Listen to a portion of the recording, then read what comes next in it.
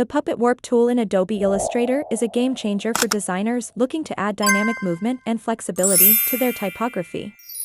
By placing adjustable pins on specific points of your text, you can effortlessly bend, twist, and distort letters to create unique and expressive designs. This technique offers precise control, allowing for both subtle adjustments and dramatic transformations, enhancing the overall visual impact of your work. The benefits of using Puppet Warp include increased creative freedom, the ability to customize text to fit any design vision, and seamless integration with other Illustrator features. Puppet Warp Typography. Write any word. And select the Puppet tool. And next, see how I bend and break the letter with the help of pins. Will completely change its appearance very easily.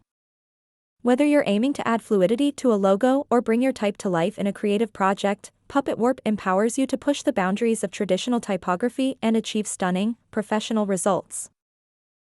You've seen how effortlessly we can transform the shape of words using the Puppet Warp tool. It's a simple yet powerful technique that anyone can master, and it opens up endless possibilities for creative typography.